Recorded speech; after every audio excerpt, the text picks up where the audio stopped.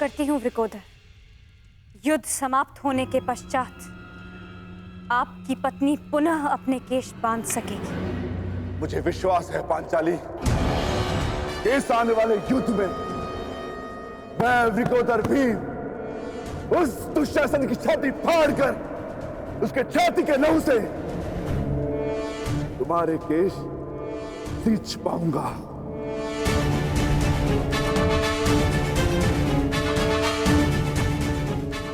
हर हर महादेव!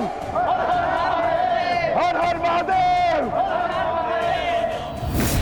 अधिकाराणां प्राप्त्यर्थं साम्राज्यार्थं न्यायानां अधिकाराणां प्राप्त्यर्थं साम्राज्यार्थं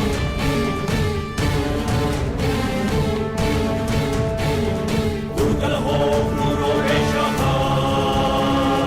रत्नविलं सत्याग्रहो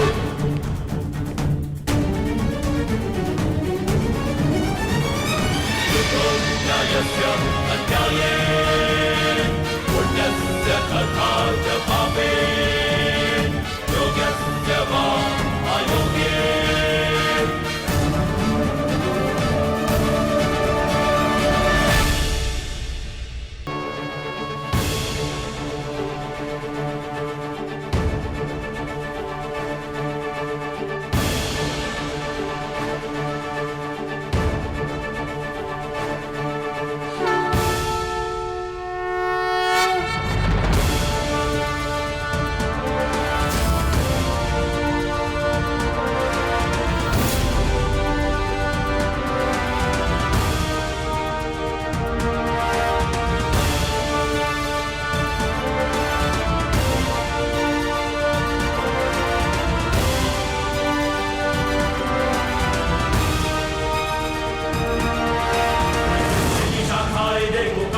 स्वयं को निकली पाप अभिमान की होली देख डरने को चली पहले पुत्र को आशीष मां की ममता ही छुटे महाविनाशी अग्नि का महाशाप सहे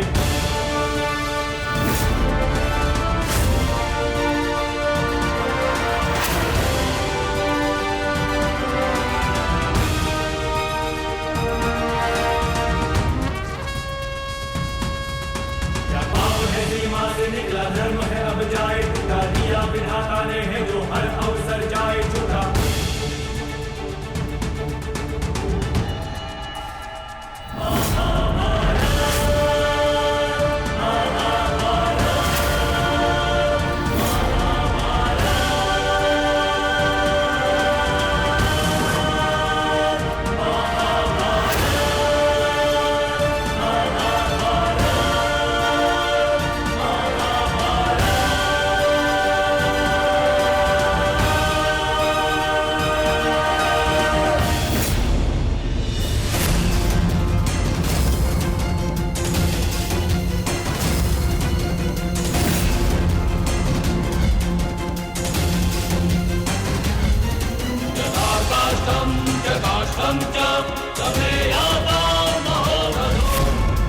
लक्ष्य भेदवान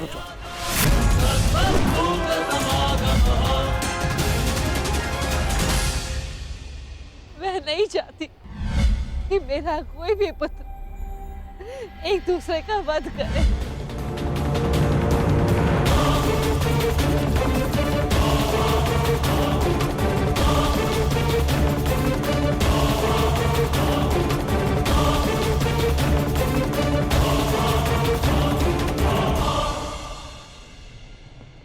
यही युद्ध की विभीषा है।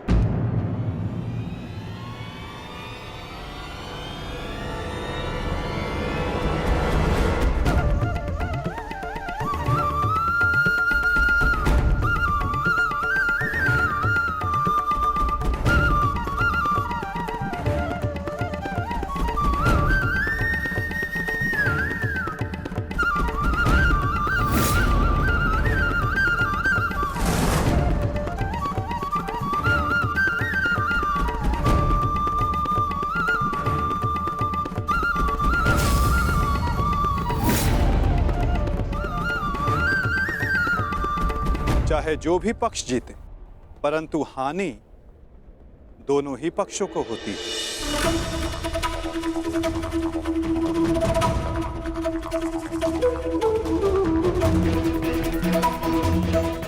युद्ध की हानि तो उन्हें होती ही जो युद्ध में भाग लेते, और उन्हें भी होती जो युद्ध में भाग नहीं लेते। और अब जो मैं बताने जा रहा हूं, यहां उपस्थित कुछ लोगों को यह ज्ञात है, और जिन्हें ज्ञात नहीं है वो इस बात को जान लें।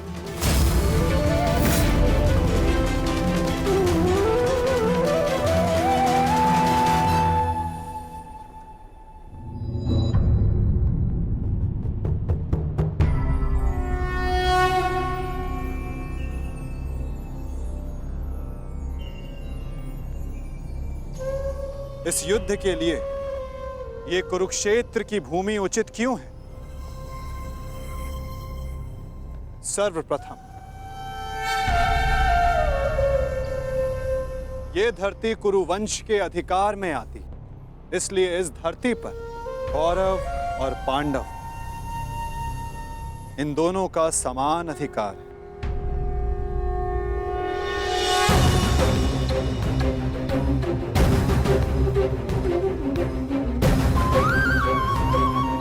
ये भूमि, ये पवित्र स्थल देव नदी सरस्वती के दक्षिण और दृश्यवाही के उत्तर दिशा में आता है। ये भूमि, ये भगवान परशुराम के यज्ञ कुंडों से घिरा हुआ है, और उन भगवान परशुराम के 3 शिष्य भी इस युद्ध में भाग ले रहे हैं। महर्षि कुरु ने बरसों तक इस भूमि को जोता और देवों से यह वरदान प्राप्त किया कि जो भी इस भूमि पर मृत्यु प्राप्त करेगा उसे मुक्ति मिलेगी, स्वर्ग मिलेगा।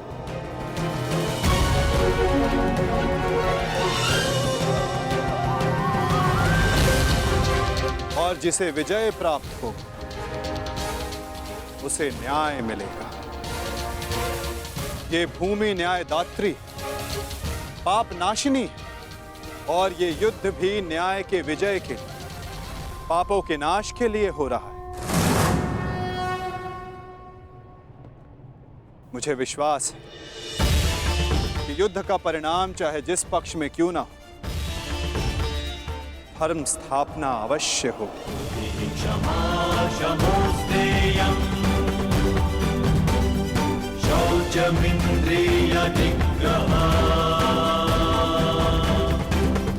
आज से 1 सप्ताह के बाद युद्ध की तिथि निर्धारित हुई।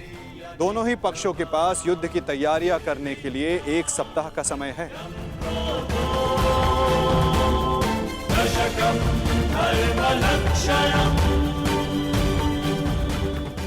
और उसके पश्चात दोनों ही पक्ष यहां पुनः उपस्थित होंगे।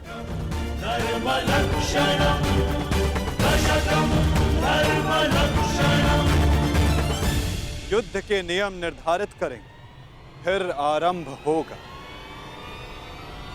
महाभारत का।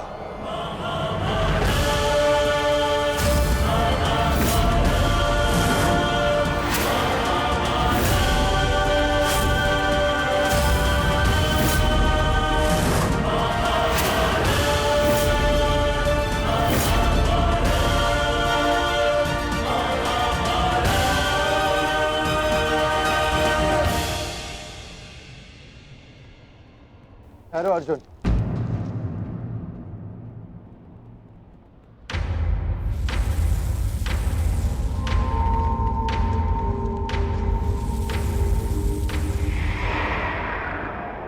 युद्ध से पहले भी आप हमारे श्रद्धेय थे, युद्ध में भी होंगे और युद्ध के पश्चात भी।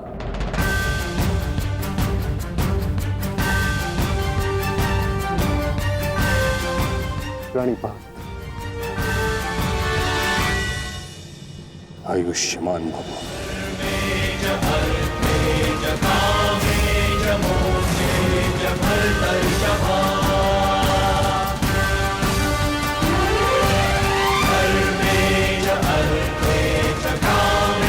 Jamo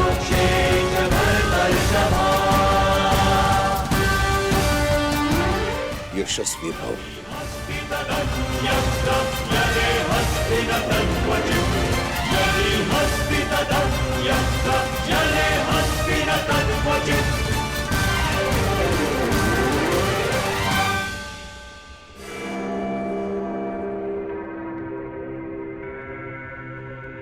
ये क्या था पितामह, जिन्हें हम युद्ध में परास्त करके उनका अंत करना चाहते हैं, उन्हें आप लंबी आयु का आशीर्वाद दे रहे हैं? ये दुर्योधन जब छोटे आशीर्वाद मांगे तो उनको आशीष देना बड़ों का कर्तव्य है।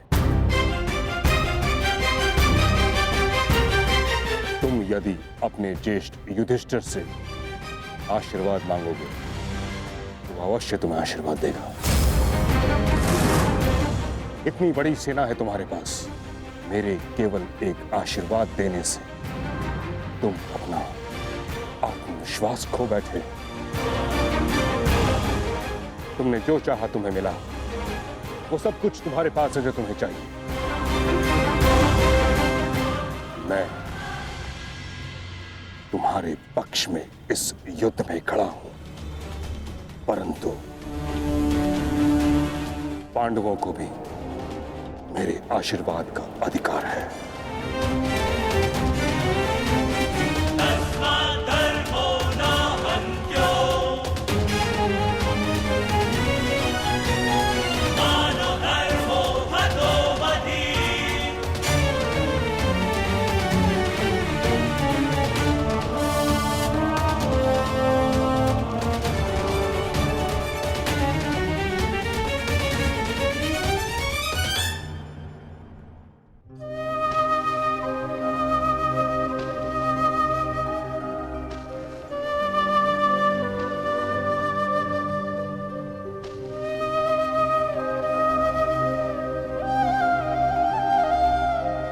माते, प्रकट होइए माते। आपका गंगा पुत्र भीष्म आपके समक्ष उपस्थित है।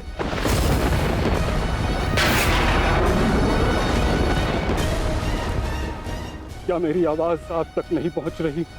समूचे संसार को अपने जल से शीतलता प्रदान करती हैं आप। आज अपने पुत्र के जलते हुए हृदय को शीतलता प्रदान करिए माते। प्रकट होइए।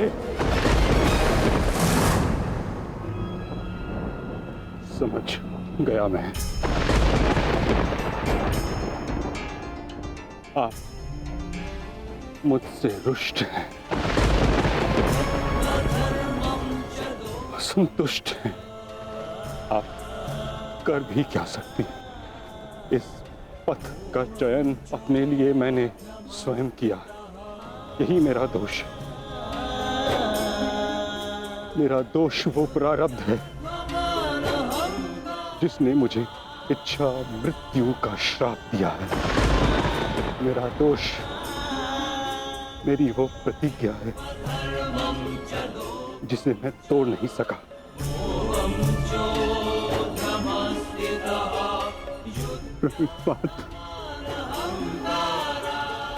आज आपका ये पुत्र आपके आशीर्वाद के बिना ही युद्ध में भाग लेने जा रहा है। अपनी भूल के लिए भाग्य को दोष देना उचित नहीं है गंगापत।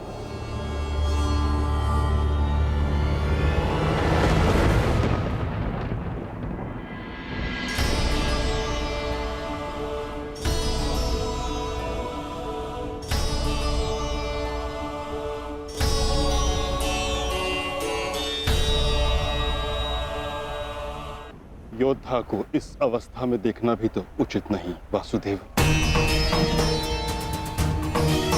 मेरे समक्ष केवल एक योद्धा ही कहां खड़ा है? मैं तो उस पुत्र को, उस पितामह को देख रहा हूं जिसकी दृष्टि में अपराध बोध है और मन में पश्चाताप की अग्नि। सत्य कहा आपने। आप एक योद्धा को नहीं, एक अभागे को देख रहे हैं। मुझसे बड़ा अभागा इस संसार में कौन होगा। एक ऐसे युद्ध में भाग लेने जा रहा हूं जहां मेरे ही वंश के लोग एक दूसरे के रक्त के प्यासे हैं। भाइयों में प्रेम की जगह प्रतिशोध है, अहंकार है। बाण किसी ओर से भी चले, छाती मेरी ही छलनी होगी। रक्त किसी का भी बहे, हृदय मेरा रोएगा। और मैं इस अनर्थ को रोकने के लिए कुछ भी नहीं कर सकता। जब आप रोक सकते थे तब आप मौन रहे गंगापुत्र।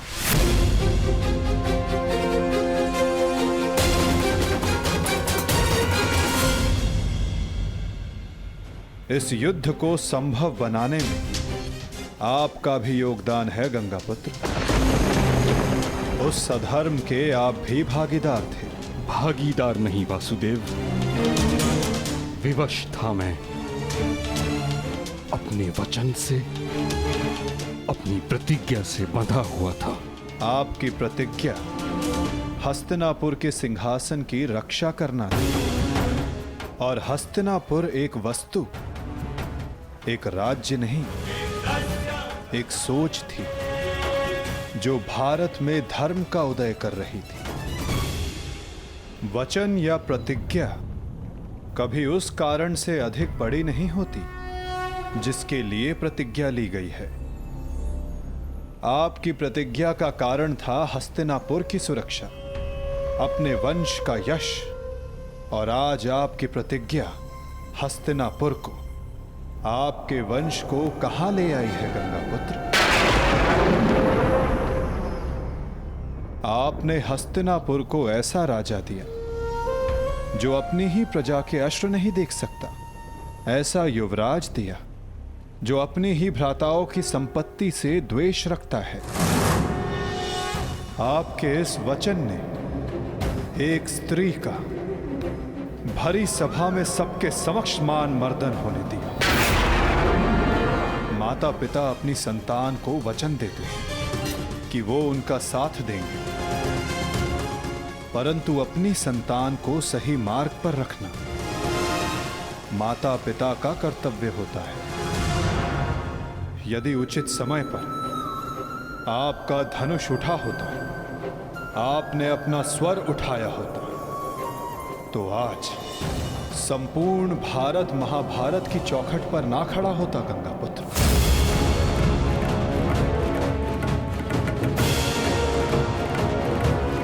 कि इस प्रतिज्ञा को पूर्ण करने के लिए कितना बड़ा मूल्य चुका रहा है ये संसार। समय आ गया है कि उस प्रतिज्ञा को तोड़ दिया जाए। चूंकि उचित और अनुचित की परिभाषा प्रतिज्ञा से नहीं, अंतरात्मा की पुकार से बंधी होती है गंगापुत्र। ये चुनाव आपका था और इसका फल भी आप ही भोगेंगे।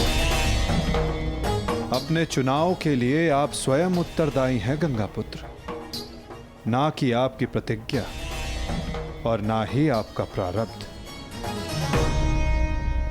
ठीक कहा आपने वासुदेव। मैं अपने चुनाव का उत्तरदायित्व अपने सर लेता हूं। मेरा चुनाव है कि मैं अपना वचन तोड़ नहीं सकता। निराशा हुई मुझे ये जानकर। कदाचित इसके लिए पांडव आपको क्षमा कर दे, कदाचित याज्ञसेनी आपको क्षमा कर दे, कदाचित मैं आपको दोषी ना मानूं, परंतु इतिहास आपको इसके लिए कभी क्षमा नहीं करेगा गंगापुत्र।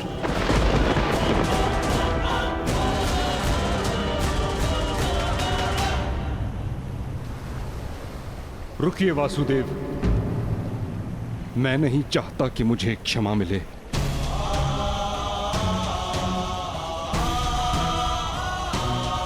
वचन पूर्ण करने का पुण्य मुझे मिले न मिले, परंतु मौन रहने का दंड मुझे अवश्य मिलना चाहिए। मैं अपने निर्णय से असंतुष्ट हूं, परंतु इस बात का मुझे संतोष है कि पांडवों के पास वो अस्त्र है जो मुझे मेरी प्रतिज्ञा और मेरे श्राप से मुक्ति दिला सकता है।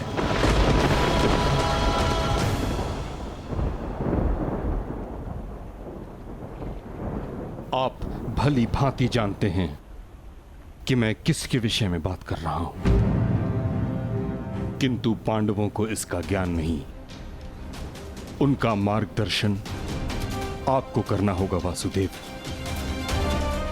भीष्म नामक समस्या का समाधान आप उनको सुझाएंगे। समाधान अपने गंतव्य तक पहुंचने को है गंगापुत्र।